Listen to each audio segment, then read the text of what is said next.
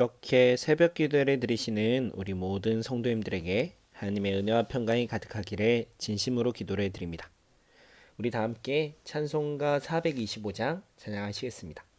찬송가 425장입니다.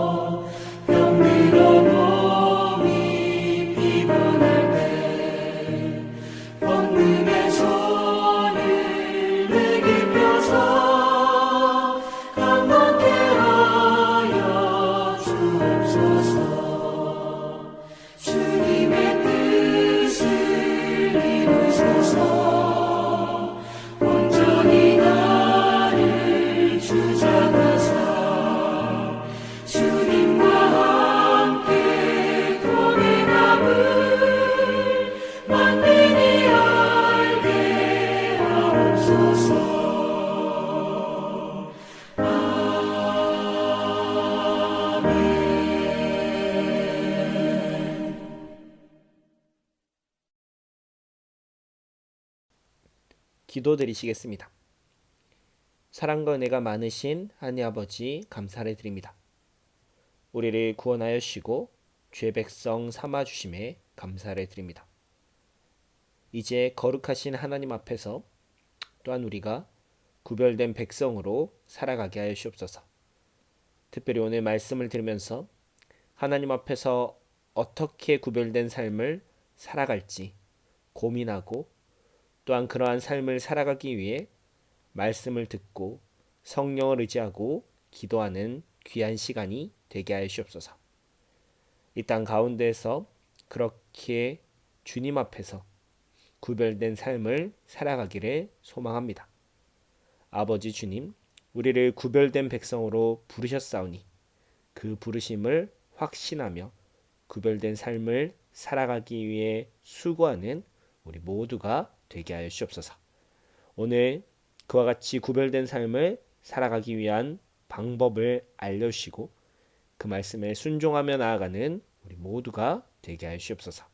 감사드립니다. 예수 그리스도의 이름으로 기도드립니다. 아멘. 하나님의 말씀을 보도록 하겠습니다. 하나님의 말씀은 민수기 6장 1에서 8절 말씀입니다. 하나님의 말씀을 들으시겠습니다.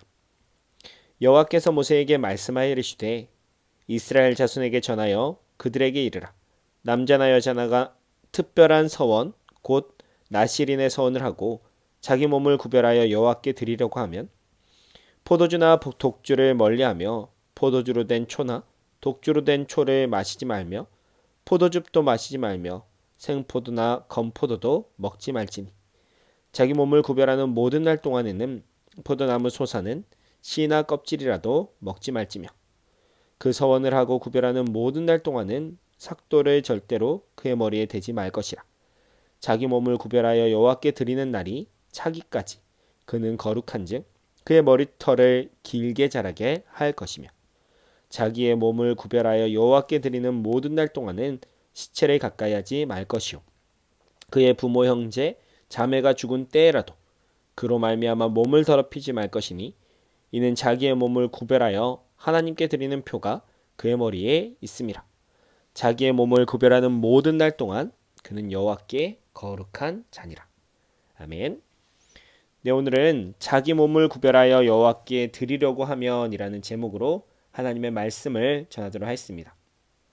오늘 말씀은 나실인의 법에 대한 말씀입니다. 민수기 6장 1에서 21절은 나실인의 법에 대해서 이야기를 하고 있는데요. 특별히 오늘 본문이 속한 1에서 8절은 나실인의 서원의 성격에 대해서 말씀합니다. 그리고 9에서 12절은 십체에 접촉한 경우 치료하는 조건에 대해서, 그리고 13에서 21절은 나실인의 서원을 종결짓는 제의에 대해서 말씀하고 있다라고 합니다. 그러면 오늘은 특별히 나실인의 서원의 성격에 대해서 살펴보려고 하는데요. 특별히 오늘 본문 2절 말씀을 보시면 이렇게 말씀합니다. 이스라엘 자손에게 전하여 그들에게 이르라. 남자나 여자가 특별한 서원, 곧 나실인의 서원을 하고 자기 몸을 구별하여 여호와께 드리려고 하면이라고 말입니다. 이스라엘 자손 중에 남자나 여자가 하나님 앞에서 나실인의 서원을 하고 하나님께 자기 몸을 구별하여 드리려고 할 때 무엇을 행해야 하는지 오늘 본문은 말씀해 주고 있습니다. 즉, 오늘 본문은 하나님 앞에서 구별된 삶을 살아가려면, 또 하나님께 우리의 삶을 구별되게 드리려면 어떻게 살아야 하는지를 이 나실인의 법을 통해 알려주고 있다라는 것이죠. 여러분, 그렇지 않겠습니까? 당시 이스라엘 자손 중에도 자기 몸을 구별하여 하나님께 드리기를 원하는 자들이 있었다라는 겁니다. 제사장과 레위인이 그들의 몸을 구별하여 드리듯, 또한 일반 이스라엘 자손 중에서도 또한 그와 같이 구별된 삶을 하나님께 드리기를 소망하고 또 다짐한 자들이 있었을 것이다 라는 겁니다. 여러분, 우리들에게도 이와 같은 마음이 있기를 바랍니다. 하나님께 받은 은혜가 너무 커서 또한 우리를 구별된 백성으로, 거룩한 백성으로 부르신 그 하나님의 부르심에 대한 확신이 너무 커서 우리의 몸을, 우리의 삶을 하나님께 구별되게 드릴 수 있는 것을 다짐하고 살아갈 수 있는 우리가 되었으면 좋겠습니다. 자, 그러면 이제 이런 마음을 품고 우리의 삶을 하나님께 구별되게 드리려면 어떻게 살아가야 하는지에 대해 살펴보도록 하겠는데요. 나실인의 법은 총 3가지에 대해, 3가지 방법에 대해 말씀합니다. 첫 번째로는 3, 4절 말씀인데요. 포도주와 독주를 멀리하며 라고 말씀합니다. 즉, 술 취하지 않는 것에 대해서 말씀하고 있습니다. 여러분, 우리가 하나님 앞에서 구별된 삶을 살아가기 위해서 해야 할 것이 있습니다. 그것은 포도주와 독주를 멀리하는 것입니다. 좀 더 확장을 하면 악한 것을 멀리하는 것, 하나님이 기뻐하지 않는 것을 멀리하는 것 정도로도 적용을 해 볼 수 있겠죠.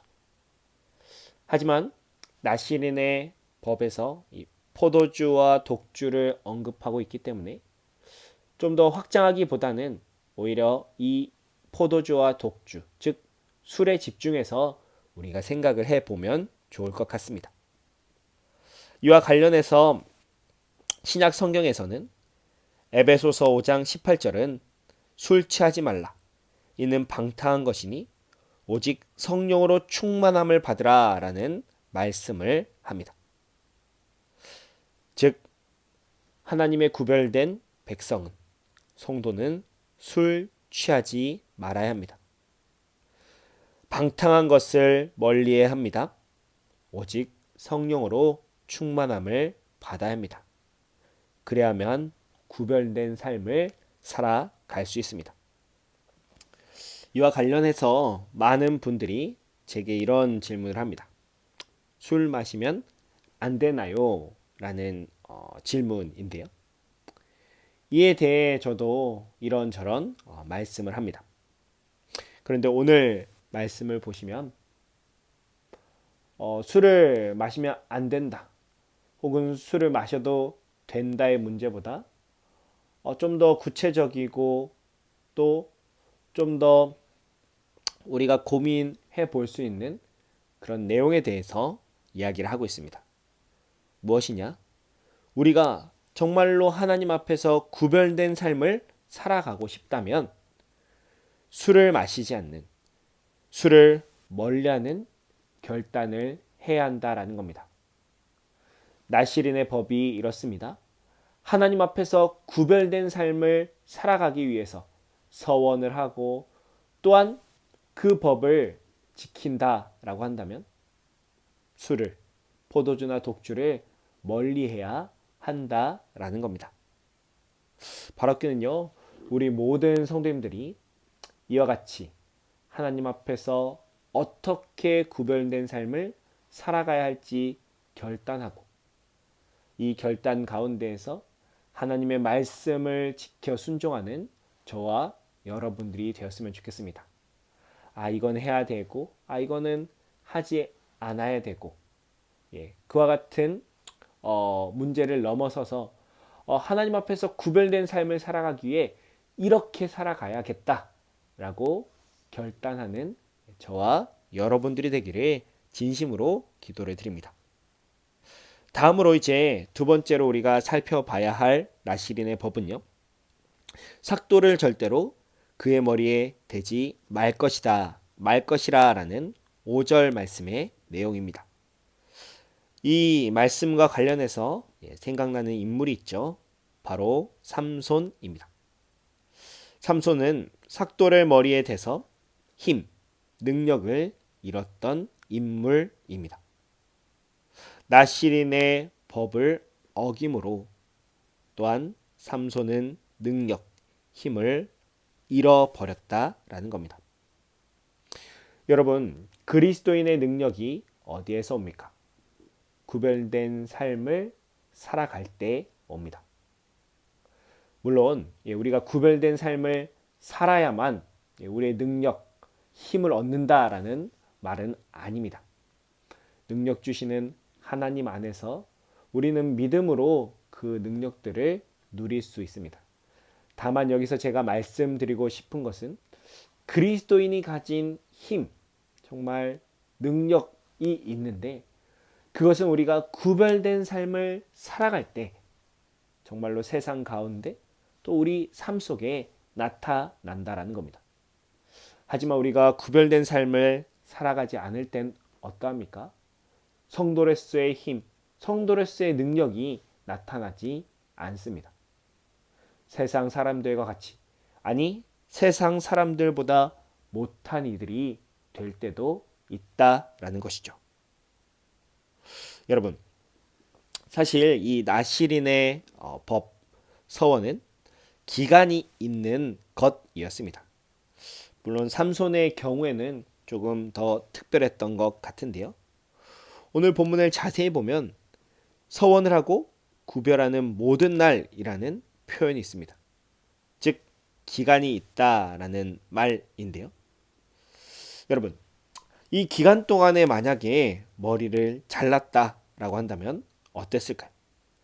나시린의 서원을 지키지 않은 것을 온 공동체의 사람들이 알았을 것입니다. 여러분, 우리가 구별된 삶을 살지 않을 때 그러한 삶은 분명히 다른 사람들에게 나타납니다. 그래서 종종 사람들이 이런 말을 하죠. 교회 다니는 사람이 잘못하던데요 라고 말입니다.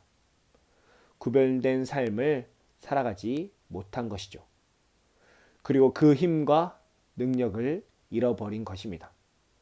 그리고 결국에는 세상 사람들에게도 비난받고 조롱받는 처지에 빠지게 된다라는 겁니다. 성도 여러분, 이런 점에서 우리가 더욱더 구별된 삶을 살아가기 위해서 수고했으면 좋겠습니다.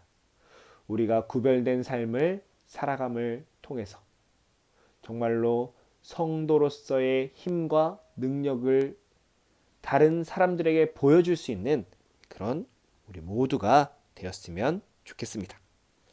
자, 이제 마지막인데요. 6에서 8절 말씀을 보시면 시체를 가까이 하지 말 것이요 라고 말씀합니다. 근데 여러분 7절 말씀을 보시면 부모, 형제, 자매가 죽은 때조차도 시체를 가까이 하지 말라라고 합니다. 여러분, 하나님 앞에서 나시린의 기간을 서원한 대로 보내는 것이 부모와 또한 형제와 자매의 그 장례식을 치르는 것보다 중요하다라고 말씀합니다. 여기서 오해하지 말아야 하실 것이 있습니다. 효를 무시하라 라는 것이 아닙니다. 분명 성경은 부모를 공경하라 라고 말씀합니다. 그러나 이 말씀이 우리들에게 알려주는 것은 그만큼 구별된 삶을 살아가고 지키는 것이 정말 중요하다라는 것이죠. 성도 여러분, 이처럼 하나님 앞에서 우리가 구별된 삶을 살아가는 것, 또한 그 삶을 지켜나가는 것은 중요합니다. 이것이 깨지게 되면 결국 우리들은 패배한 삶을 살아가기 때문입니다. 거룩한 하나님의 임재가 떠나고 결국에는 구별된 삶이 깨져서 세상 사람들 앞에서 패배하는 인생을 살아갈지도 모른다라는 것입니다. 하나님은 그 광야에서 거룩한 백성을 부르셨습니다.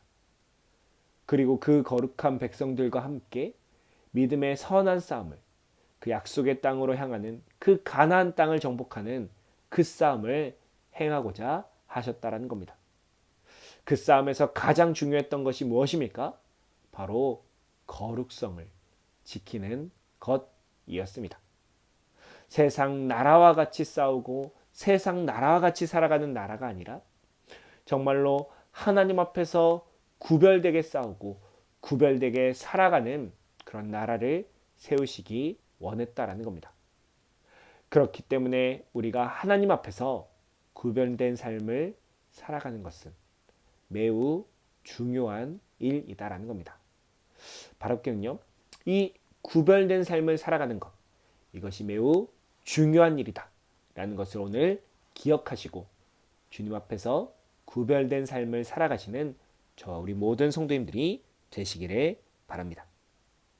이와 같이 오늘도 하나님 앞에서 구별된 삶을 살아가기 위해, 드리기 위해 오늘 말씀을 붙잡고 기도하시고 또 그 기도한 대로 또한 순종하며 살아가시는 우리 모든 성도님들이 되시기를 진심으로 기도를 드립니다. 우리 다 함께 주기도문 드리도록 하겠습니다. 주기도문 드리시겠습니다. 하늘에 계신 우리 아버지, 아버지의 이름을 거룩하게 하시며 아버지의 나라가 오게 하시며 아버지의 뜻이 하늘에서와 같이 땅에서도 이루어지게 하소서. 오늘 우리에게 일용할 양식을 주시고 우리가 우리에게 잘못한 사람을 용서하여 준 것 같이 우리의 죄를 용서하여 주시고 우리를 시험에 빠지지 않게 하시고 악에서 구하소서. 나라와 권능과 영광이 영원히 아버지의 것입니다. 아멘. 개인기도 드리도록 하겠습니다. 오늘도 주님과 깊이 교제하는 하루가 되시기를 바랍니다.